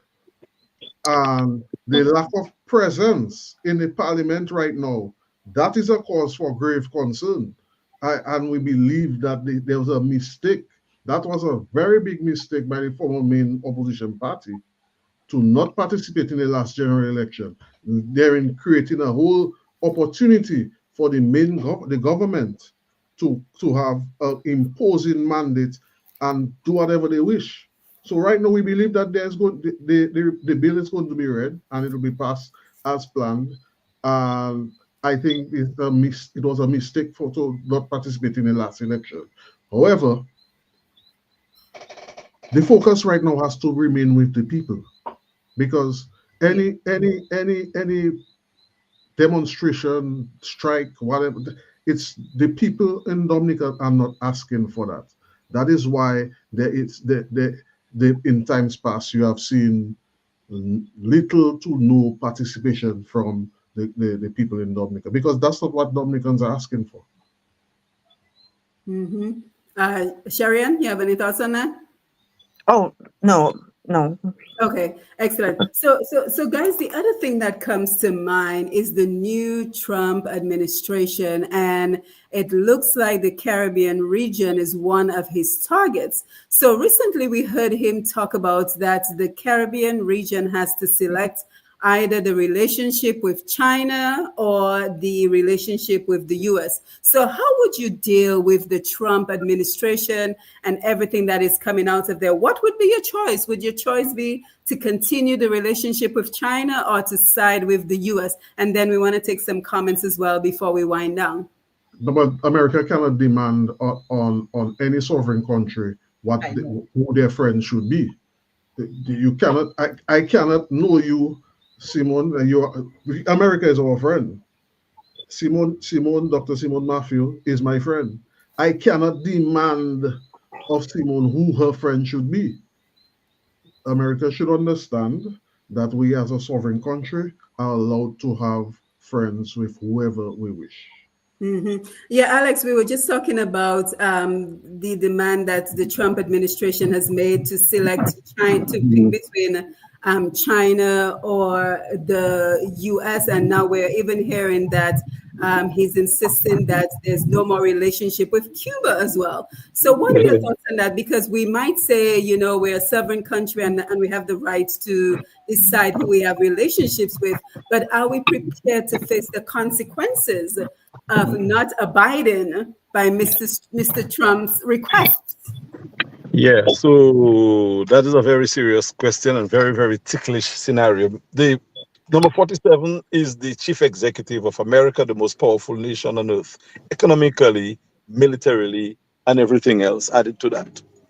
So you cannot ignore demands made by America, because we live in the Americas, and anything that America do is going to affect us. And America can cripple Dominica's economy like overnight. Right. So we should not beat our chest and say, well, we can do whatever we want to do. In this geopolitical sphere, the big fish really control the ocean, and America is the biggest fish in the ocean. I'm not saying that we have to bow to America, but we have to yield to a number of the things that America is saying. Now, Carlos is right that America ought not tell us who is our friend, but we have to know what kind of friendship we keep with the other friends that America do not like. Because we cannot just forsake everything that they are suggesting because we are a sovereign republic in and of ourselves. So if America is telling us we cannot be friends with China, we have to have conversations with America and explain to America why is it we need to be friends with China, because our policy is to be friends with as many nations as possible. And we do not see why we should not be friends with China. If America can convince us why we should not be friends with China, and I don't think they can convince us, we will tell America, well, okay, but negotiate. We want to be your friend as well. China is helping us in X, Z, and Y. What are you doing for us? Now is that time for Dominica to say, okay, to try to cash in on what America has to offer. Because we cannot exist in the Americas if we don't negotiate properly. So the government of Dominica and the other countries in the Caribbean should come together to fight or to challenge this new challenge that is being faced. We cannot, as a country, as one country in the Caribbean, fight America. Trinidad, Jamaica, Venezuela, Guyana, St. Lucia, we must all come together. Get you, Simone, as an envoy, and other people who understand geopolitics to represent the Caribbean's cause. You cannot ignore what America is saying, nor can you yield totally to them. So it's time for negotiations. We should send an envoy of Caribbean diplomats to America and say, guys, come on. How would you tell us not to be friends to China, who has been so good to us? You cannot afford us. We cannot do that. We Yeah, need to survive. We yeah, need to survive. especially when you consider the type of investments that the Chinese have made in the Caribbean, but then it begs the question at what cost? Because we may be receiving those low interest rates, but what happens when we are unable to repay them, as we've seen in other areas of the world? So it almost feels That like is the we're point. caught between a rock and a hard place, that we don't really have friends when it comes to these sorts of situations. We pretty much have vultures who are prepared to take what they want if we do not abide. So it's definitely a very And what difficult time for the Caribbean region. they want and what they can take, and they will take. So we have to be very, very, very careful. And yes, China has been a good friend to us, a good friend to the region. People may have issues with China's politics, but that aside, China has been a good nation, a good friend, a good help. Granted, they do a lot of aid and not trade. So when we observe what is being done, for instance, now would be a good time to tell China, well, you see what America is saying, China. So let's talk, man. Let's step up on the trading business and let's do a little more that benefit more of the people. But what you're doing is good, but it's probably time to step up, because we are not willing to break friendship with you, but you have to give us something. Because if not, America is going to demand more and more. And they tell America the same thing too. So the Caribbean, which is the most prized possession in terms of a region in the world, must now leverage our strength and negotiate from a position of strength of what we have. We are the most unique destination in the world. Let's come together. It should not be Barbados alone or Dominica alone. It should be all of us sitting in Mar-a-Lago or wherever and telling the Americans where the Caribbean is. Guys, we are not going to break our friendship. We want to add to our friendship. And you, America, you have been good to us. But of late, you have not been as good to us as probably would want you to be. So probably it's time to get back into the folds and assist the Caribbean countries with the things that you had been assisting us with in the past. Now it's time for negotiation. We cannot ignore America, because America, as I said, and as we know, can cripple Dominica's economy. And anyone who does not understand that does not seem to understand geopolitics. We need to speak to the Americans and the Russians and the Chinese and everyone.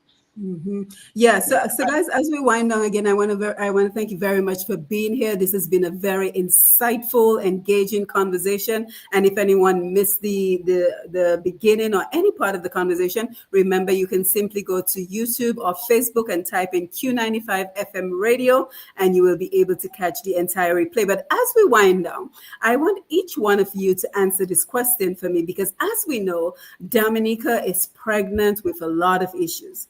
So if you were elected as the next government of Dominica, I want for each one of you to tell us what would be one of the top issues you would tackle in your first 100 days in office. So Sherry and Carlos, Petra, Alex, a top priority, an issue you think you would tackle in the first 100 days, and also some very simple, we call them low-hanging fruits, simple things that we as Dominicans right now can do to make it a better Dominica for all of us. So two very important questions. The first issue you would attend to in your first 100 days, and what are some low-hanging fruits, some simple issues that we as Dominicans on the ground and overseas can work on, even while we do not see an immediate change of the administration right now. But what can we work on together for a better Dominica? So think about that for just a minute. Let me go over and take a couple of more comments before we wind down. So Hendrix, thank you so much for being so engaging this evening. I can't read all your comments, but I'll take a couple of them. He says, when we are invited to foreign countries, their plan is to work for them. We have to think just like them. Team Unity needs 70,000 on board. You, the host, is brilliant. Oh, thank you. We have the brains to succeed. I think that's what you're saying. Let's see what else. When you're overseas, any city that you live in, every dime is spent in the city. Half of all see, we are running a secret society. So I think what he's saying is that many times we see a lot of money going back to the native lands of those who work in Dominica. So the money, again, another major issue, is not being circulated in Dominica. Jason Wright, thank you for being here. So best we go back under England, we no longer independent. Throw our flag. Yes, Jason, that is a serious concern. And I think he was responding to Hendricks, who say, Labor is working for foreigners, not Dominicans.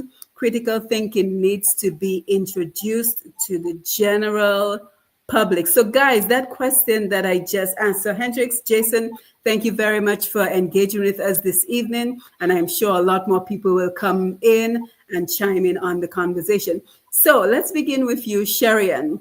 The first issue you would tackle in the first 100 days, and a low-hanging fruit, a simple solution we can all work on right now for a better Dominica.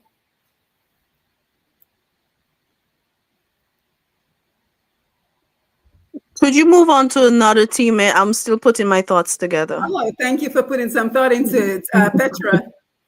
Okay, so for me, easily, I love agriculture. So my first 100 days would definitely to tackle the young people and try to change their mindset on agriculture. And not only to tackle them on that, but to let them know that agriculture is a business. And we are not going to just do backyard agriculture. We're going to do agriculture as a business. And to help them with their managerial skills, financial managing of how you handle business, because I think that is one of our things in Dominica that we really need to help people with, is the way they budget their money, the way they spend their money, and the way they understand what money is used for. And so if we can get our people to just change their mindset of how they use money, which is one of the low-lying fruits that we could help right away, we can help people to see how better they can use their money and use their money to make more money, and then to increase the level of young people who are interested in agriculture and give a boost. And the last thing I would do is to have our diasporans work directly with family members in Dominica that could exchange. They would send the cargo, the agriculture produce to them, and that would give them another job creation in the diaspora, and it would give monies right back to the people in Dominica. So that way both parties are benefiting from the transaction, and it would make life easier for them, and it would make life better for the Dominican who is getting paid for the service that they're doing. Excellent. Thank you, Petro. Carlos? Well, that Dominica is, and especially our youth, are in a state of hopelessness. Yes. So we have to restore the hope that the people want to have in their country. And that includes some of the ideas that Petra mentioned. That has to include a lot of the things that Sherian has spoken about.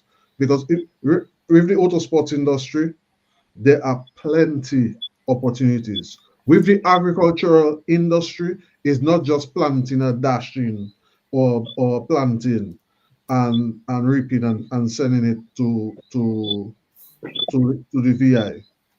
Antigua is doing value added products with our own produce. Mm-hmm. Petra is now working with Dominica and doing the same thing. Now, when we talk about doing factories, it's not just setting up big places to do harmful smoke to destroy our environment. It'll be done in a structured manner, keeping in mind our nature island echo. So the low-hanging fruit, the things that we can immediately deal with, is putting people to work immediately and help them get back the hope that they have in the country. And not just exchanging produce with our diasporans, creating the environment for them to come back home and contribute. Because I'm sure you, Dr. Simon, want to come back home. Absolutely. And reside here. That's right. And many others who would want to do so as well, including those in the medical field, including those in fields such as tourism, such as entertainment, such as and the list goes on. Yeah, and we also have to keep in mind that we may have more Dominicans coming home either voluntarily or involuntarily due to due to Trump, right? And as we're on the topic, I think one of the low-hanging fruits we can all agree to right now is the garbage situation in Dominica.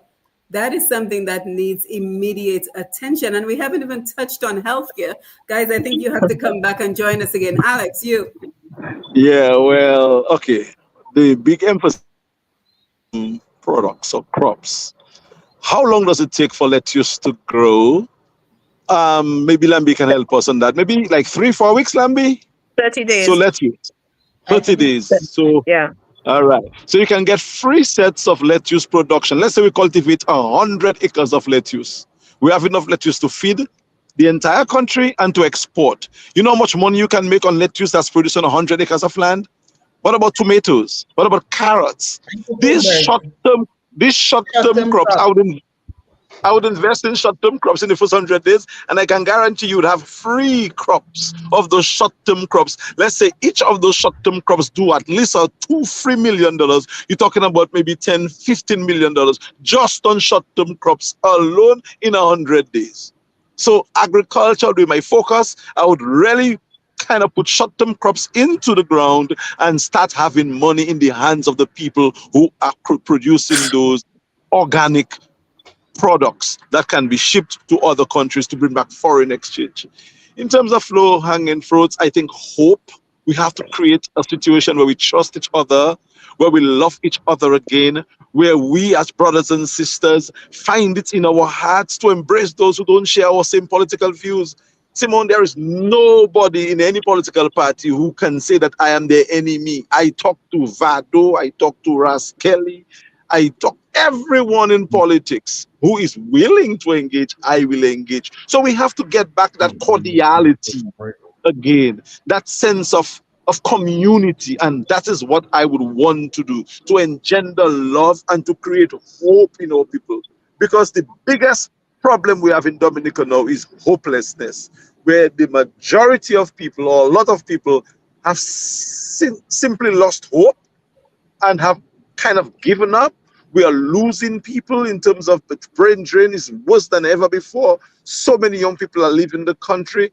Bouillon is showing us that we have a product we can rally around, and not just Bouillon, but many other aspects of the Dominican entity we can actually build on. So yes, hope would be what I would work for, and respect for each other. Yes, thank you, Alex. Sharon, before I come to you, so in case you want to get in touch with Team Unity Dominica, and again, this evening we were looking at Team Unity Dominica, their manifesto, their strategic plan, their vision for securing the future of Dominica. We're happy we were joined by Sherian Ostry, Mr. Carlos Charles, Petro Carbon George, as well as Mr. Alex Bruno, and Kenton Saint Jean joined us in the beginning. But if you want to get in touch with Team Unity Dominica, you can reach them at T as in Tom, U as in umbrella, D as in David, Dominica, you know how to spell Dominica. So TUD Dominica@gmail.com. And while we're at it, let me also throw out my email address.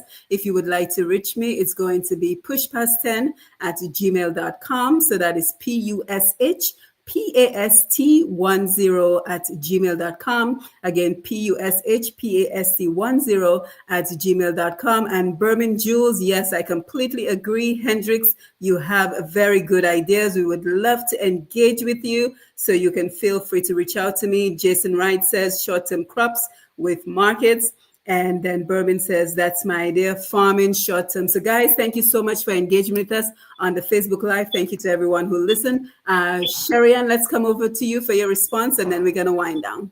The small thing, can you hear me? Okay, the small thing that I'll work on, well, everyone right now, small business is a huge thing right now. Everybody wants to be an entrepreneur, but the prices, but everybody keep complaining about the prices of the small business owners, but no one, actually, a lot of people is also complaining of the port prices in Dominica. The port prices are just ridiculous. People say they buy something online. When you come to clear it at the port, they buy it again, plus another tax on there. So me personally, I will definitely get to work on the port prices, because the port controls what comes into Dominica. Now, if I bring something in Dominica to start a business and the price is ridiculous, obviously I have to try to make back my money on there. You understand? So, honestly speaking, the port can do way better than what they're doing right now. And the port, I honestly believe the port is something that is holding down Dominicans. So I believe the port prices need to go down, like way down. In Antigua, the port prices are reasonable, very reasonable. And when I tell some of my friends how much taxes you have to pay to clear a vehicle in Dominica, they're surprised. In Antigua has a lot of sports cars. In Dominica, you hardly see them. They are there, but you hardly see them because of the duties you have to pay. It's not the fact that the guys do not want them, they cannot afford them because of the prices you have to pay. So honestly speaking, I think even before election, something has to be done on the port prices in Dominica.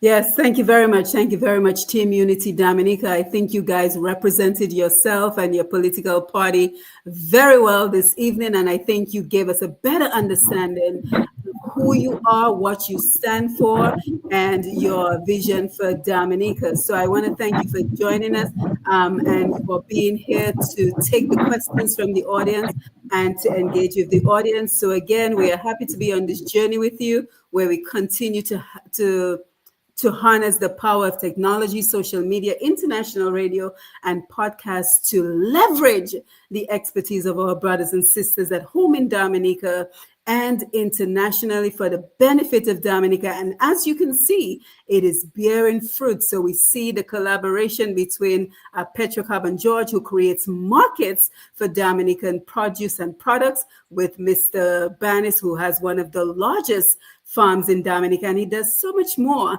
than farming, and with the Dominica Livestock, a corporation of over 240 livestock farmers. So I'm very happy with what we are seeing in terms of we are making headways in Dominica, and so we will continue to be on this journey with you. Again, I am Simone Matthew. It is always wonderful to be with you. Don't forget to follow Push Past 10 and Q95 FM Radio on Facebook. Unfortunately, guys, there was a technical issue. I was not able to live stream on Push Past 10 to Facebook, but I will do the replay on Facebook, because this is a conversation we all need to hear and engage with. So again, guys, thank you for being here. And again, I look forward to engaging with you. Lambi, thank you for being on the console, as well as showing Mr. G and the Q95 family. Thank you for the opportunity to do this important work and to help with the development of our country. So guys, we will be in touch. Don't forget, if you want to get in touch with TUD, Team Unity Dominica, it's TUD Dominica at gmail.com. And you guys know how to get in touch with me. Let us stay in touch and continue the work that we do for Dominica. So until next time, have a wonderful evening, good night, sleep well, and have a productive rest of your week. Thank you. Good night. All right, guys. Good night, guys. Good evening, Lambi. Your dad. Bye, guys. Bye. Bye. Roots Connections on Q, 8 p.m. to 10 p.m. every other Wednesday on Q95, the big station. Dominicans journeyed beyond our shores for decades in search of economic opportunities and educational advancement. Many are ready to give back to their cherished nature island.